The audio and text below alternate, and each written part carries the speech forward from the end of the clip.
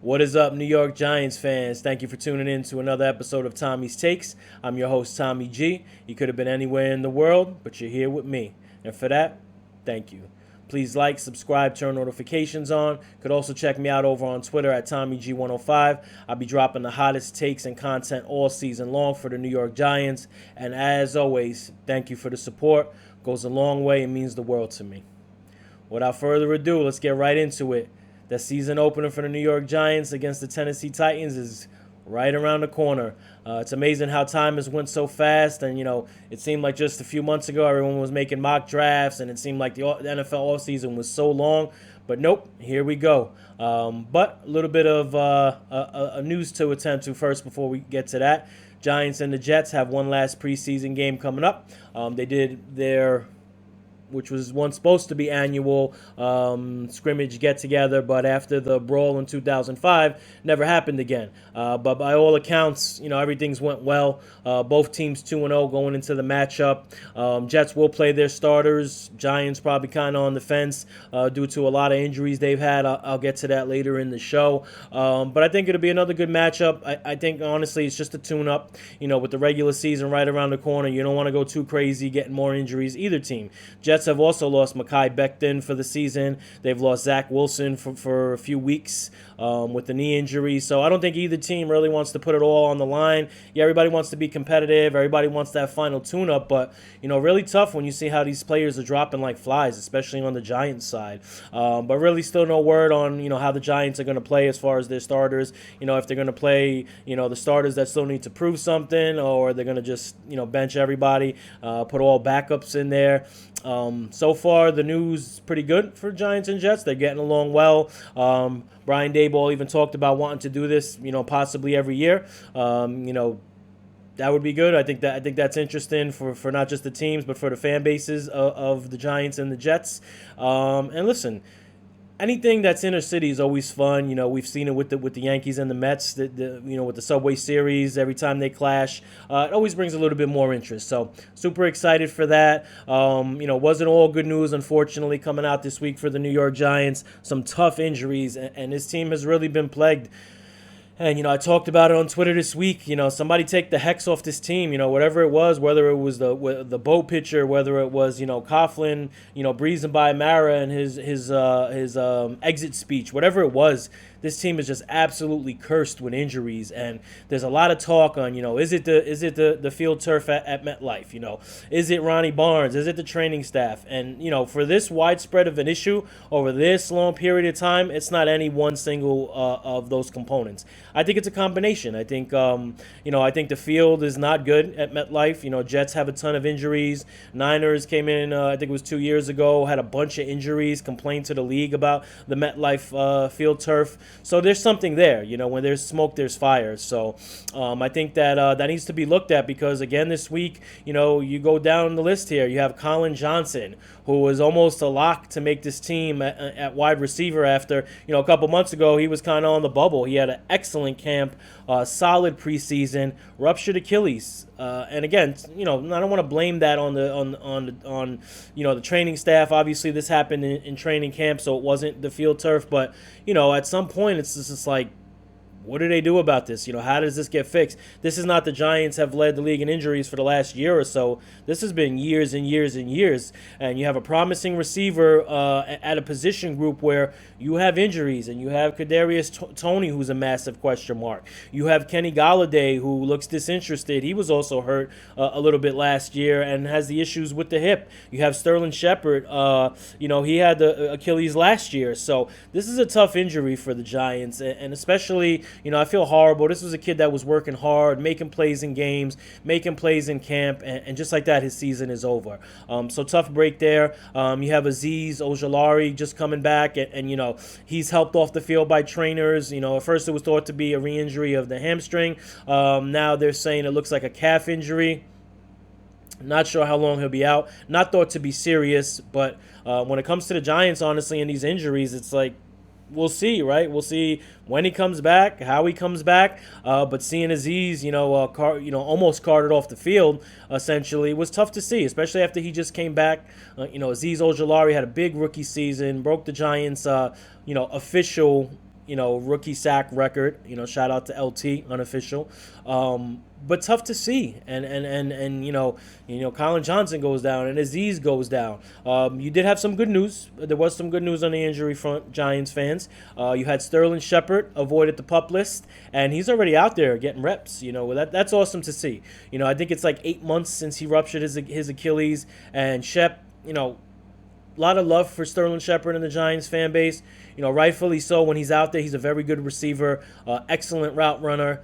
But again, another commodity that's constantly injured, and we're not gonna, you're not gonna bet on him coming back and being a leading receiver. It's just not a realistic option. Look at every season he's been hurt so far. Awesome receiver, great guy, longest tenured Giant, but you can't bet on that, right? So, when you think about it, it's awesome. It's a great story. He's back. He's taking live reps, but who knows, right? And you have, Ricky Seals-Jones, the tight end. He's out for the year. You had Tony came back.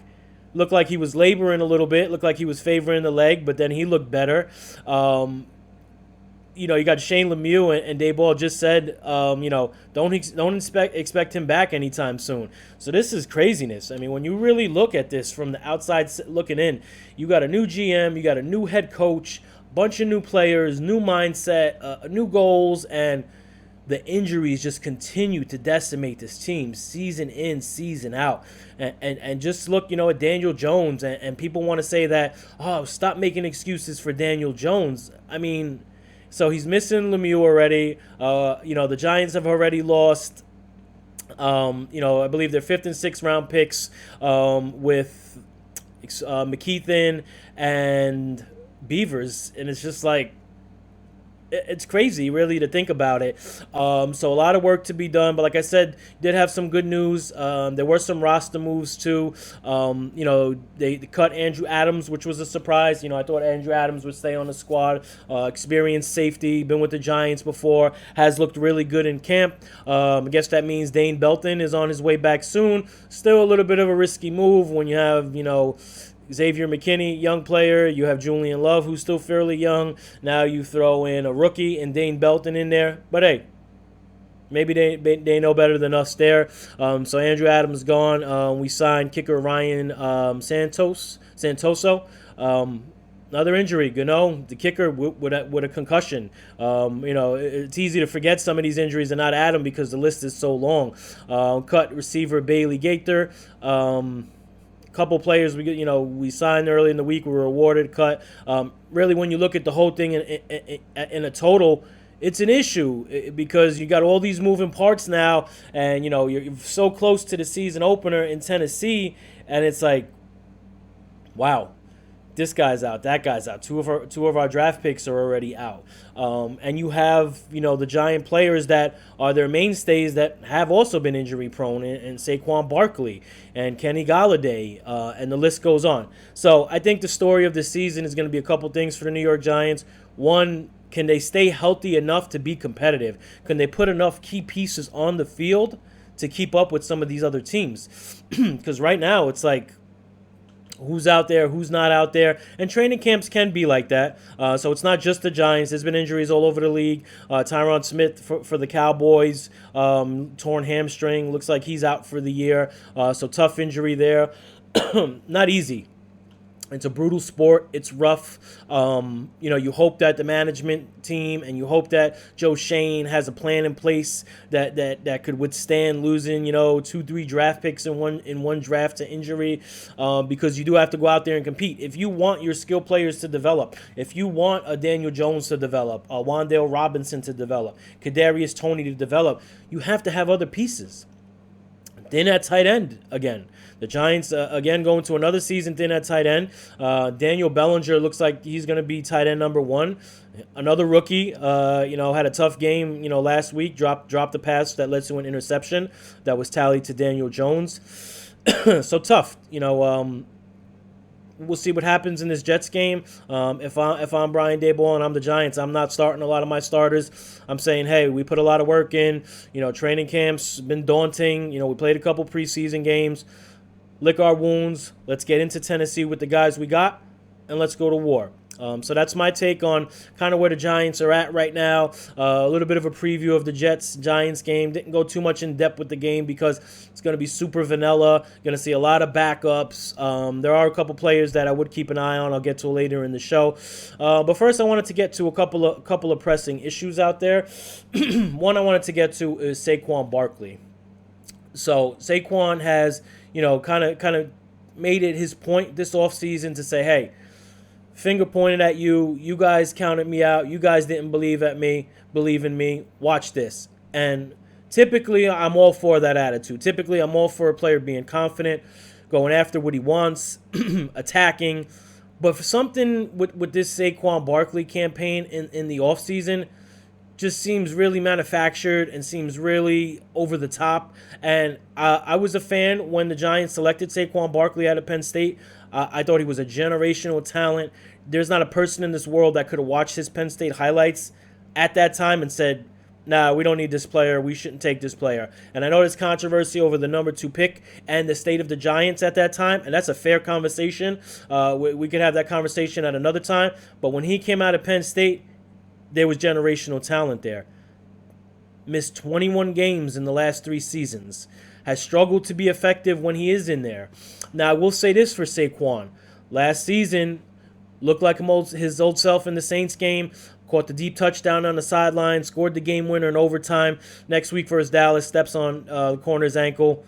Almost breaks his corner's foot, almost breaks his ankle. So he's had a tough go. But just save me the extra histrionics. Save me the shirts off and the workout pictures. And he's far from the only player that does it. There's plenty of players that do it because the Giants fan base, for the most part, still believes in you. There's no need for this, I'll show you, you guys counted me out. A lot of players in the NFL have haters, especially when you're the number 2 overall pick and you've missed over 20 games in 3 seasons and you averaged 3.7 yards per carry last year when you did play. So I think Saquon, in my personal opinion, I think he's going to have a good year. I think if he stays healthy, he's going to excel in this Brian Daboll, Mike Kafka offense. I think they're going to utilize him a lot as a receiver. He had 91 catches as a rookie. I think you could see the team start to get back to that. But focus on that. Worry about that stuff. Don't worry about social media and who's coming at you and who says you're a bust. And don't worry about none of that stuff. If you play well, Saquon, and you put up the numbers, all that stuff will take care of itself. And guess what? You get yourself a big contract at the end of the year. Probably won't be with the Giants, though. Next order of news I wanted to go over, or something that's been discussed, Darius Slayton. So with the injury to Colin Johnson, Slayton looked like he was on the outside looking in. Didn't play versus the Bengals. Has struggled for the most part in camp. Has had some drops. Had a drop in the blue-white scrimmage. I think Slayton has struggled for the most part to catch the ball. And there are Slayton fans out there. More power to you guys. Last 2 years combined, doesn't even have just slightly over 1,000 yards receiving in 2 seasons. Now, a lot of that does have to do with the passing game. A lot of that has to do with Jason Garrett and the clown show that was the Giants' offense the last couple seasons. But my thing is this, and you have a bunch of young wide receivers fighting for a spot. You have Richie James, you have Bachman, you have Sills, you had Colin Johnson.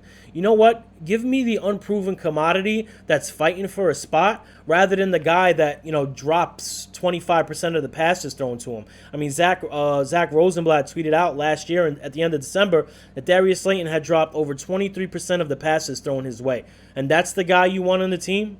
That's who you want catching those critical passes in crunch time from Daniel Jones. You want Daniel Jones' development based in part on Darius Slayton catching the ball. And listen, I totally get it. He was a draft pick. He's one of ours. I hate giving up on draft picks. Nothing bothers me, more than when the Giants don't get a player to a second contract. That's always difficult. But it is what it is, and you have receivers fighting out there. And I think, when looking at this Jets-Giants preseason game, I think that's probably the biggest factor I would look at. I would look how Richie James, Bachman, and Sills play. Because if they play lights out, I could almost guarantee Slayton doesn't make this team. Richie James plays special teams. When you look at putting together the bottom of the 53 man, you're looking at for guys that could be, double-edged sword. You're looking at guys that could do a little bit of everything. Slayton's not going to play you any special teams, and he's probably going to drop you some passes. So I really don't understand kind of that sentiment out there that Slayton needs to make the team and he could take the top off the defense. I get all that. Taking the top off the defense means nothing if you're going to drop the ball. So I'm on board with giving one of these younger, hungry guys a chance. I'm sure Slayton's a great kid. I'm sure he's worked his tail off. I've heard nothing but good things about him in that regard. But when it comes to being on the field and when it comes to production, it's just not there. And if you want to talk about Daniel Jones getting all these shots and, Daniel Jones getting his fourth opportunity, but there's people out there that want Darius Slayton to throw him back out there when he has, nowhere near the production Jones has had, which says a lot because Jones hasn't had a lot of production. So I would keep my eyes on that, Giants fans. Keep your eyes on that receiver battle come Sunday versus the Jets. Another position group to look at, running back. So you have Saquon Barkley, obviously, is your clear-cut starter. You have Matt Breida is your clear-cut backup. But then you have kind of a logjam. And it's an interesting one, too, because you have Gary Brightwell, who was a draft pick of the Giants. And draft picks typically get a little bit of I won't call it favoritism, but typically you get a little bit of an upper hand when it comes to who's getting kept on the roster. Brightwell did play well versus the Patriots in the first preseason game. Looked really good, getting north and south running. Was able to get up there, getting the holes. You also have Antonio Williams, who has looked good in spot duty. You have Jashawn Corbin, undrafted free agent out of Florida State. He's quick. He could be put in at kick returner, punt returner. So you got a couple options there. So when you're watching the game versus the Jets, I'm looking at the running back crew. Who's running the hardest? Who could pass block, right? Even the starter, Saquon Barkley, has struggled with pass blocking. And that's been something that he's worked on, but to no avail. So when you're watching this, look at the running backs. How are they pass blocking? How are they reading and recognition? If they're going on a route, are they making the right hot reads? Are they running hard? Are they breaking tackles? I think you'll see in this game versus the Jets who's going to make the team. And you have your two clear-cut starters. Giants carried 4 running backs altogether last season. Maybe they carry 4 this year. Maybe they go with Saquon, Breida, Brightwell, and Williams, and Corbin, gets tucked away on the practice squad. But it's going to be a tough decision. And, when you think about it, it's going to be very important that the Giants select the right players here. Not a lot of depth. Basically no cap room to spend. So it's going to be critical that this 53-man, once decided on by Brian Daboll, Joe Shane, the decision makers, they have their clear-cut guys because there's not going to be a lot of wiggle room. They're not going to be able to go out and flex and make some crazy trades. This is going to be the team here. So very critical that they do the right thing. A couple players to watch that I'm going to keep my eye on. Number 1 will be Quincy Roche, defensive end. He was picked up off the waiver wire in 2021 preseason. Played last season in the regular season for the Giants. Played well. Had the game-winning walk-off sack essentially versus the Raiders. Has looked pretty good in camp. Looked good in preseason. Jimenez has played well too, which has kind of complicated matters. I think as camp started, X-Man was on the outside looking in, and Roche was on the inside looking out, so to speak. But X has played well. I think it does come down to those 2 players. I think one of those players does get cut, either Quincy Roche or Jimenez. So that's interesting to watch. I would also watch Devery Hamilton. With Shane Lemieux being out for an extended period of time, Joshua Azudu having some injury issues. Devery Hamilton has looked awesome in spot duty. He's been thrust in there, young player. I've spoke about him on the show before. Keep an eye on him because he might be the starting left guard versus Tennessee. Excuse me. So keep an eye on that. And then, last but not least, if Daniel Jones does play, does he continue the good play? He played extremely well against the Bengals. He's looked great in camp. Versus the Jets in their scrimmage, I believe he was 14 of 15, 1 interception, looked awesome, commanded the offense. always going to look at the quarterback. I personally think he has progressed along in this offense. Whether that's enough to have a great season, come back, and that whole conversation, that might be for another show. But I did want to segue into something. I put a little mailbag out there yesterday, and I asked some of my followers, fans out there, to ask a question. And I got so many questions that I think I'm going to do an actual full show on all these questions, because there were some amazing questions. Great job out there. But I did want to select one for tonight. It comes from a buddy of mine, Carl Fly Guy. He's has his own podcast, does some great things out there. Says, if Daniel Jones doesn't step up this year, but we draft toward the middle of round 1 next year, what do we do at QB? Tyrod Taylor, rookie, free agent. This is an interesting scenario. So when people talk about Daniel Jones doing enough to come back to the Giants, what if he doesn't do enough? What if he does just enough to go, not get the contract, but the Giants win 9 games and they're picking 18th or 19th? And this is an excellent question. Obviously very far ahead to give a real concrete assessment. I would think, and this is just my personal opinion, in knowing a little bit of Joe Shane's history, knowing the cap space next year, knowing the free agents, I would think that we trade up in the draft, and I'll tell you why. You have a couple great young quarterbacks coming out next season. You have a head coach that, knock on wood, is going to be enrolled for a few more years, as well as the GM. They have time to work with this, barring any disasters, any of epic proportion. They're going to have their time. I'm sure they have a 3-4 year plan in place. Nothing better than getting your own young quarterback, bringing him in, getting him kick-started, integrated in the program.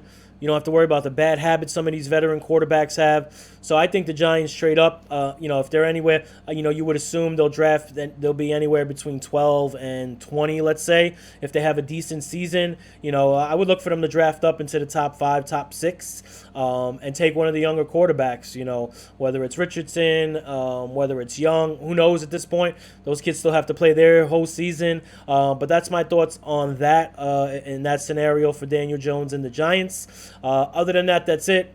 Thank you, everyone, for tuning in. Regular season is right around the corner. Stay tuned to Tommy's Takes. Thank you.